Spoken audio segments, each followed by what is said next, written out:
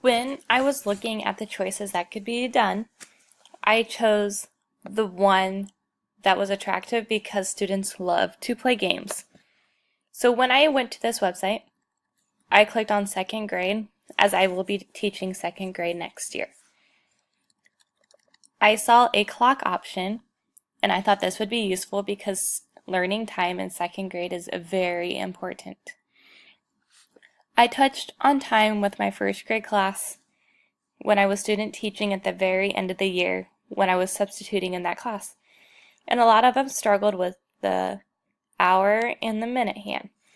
So I really like this puzzle because the first one is difficult. So first we're going to look for 6 o'clock. So we need to look for the little hand, which is the black hand, to be on the 6. So it could be easy for students to make a mistake by seeing, oh, this hand is on the 6, when it actually is not.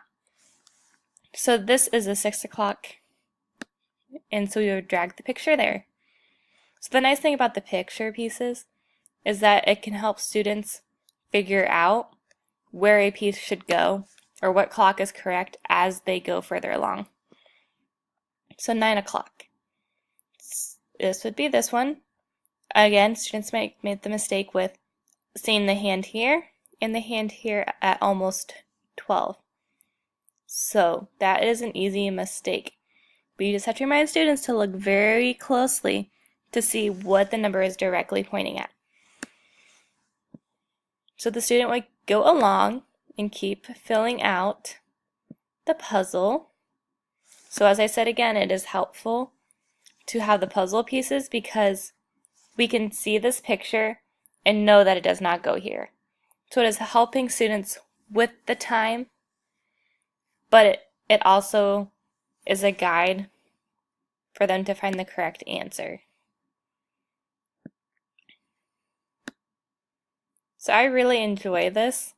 I wish there was a way we could track to see if students make a mistake, if they struggled, because I know in other games, teachers have that control of being like, okay, well, the student kept messing up this many times, or they're doing really well.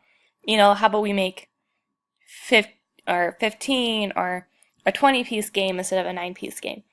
So that's one option I would really like to have, which is not on this.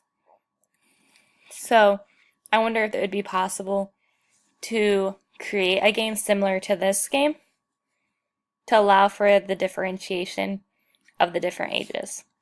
But I do like how you can share it to Google Classroom, which is very important with those students that have Chromebooks, or if this was a center, which I actually really like this, and I will probably use this in my second grade classroom as a center.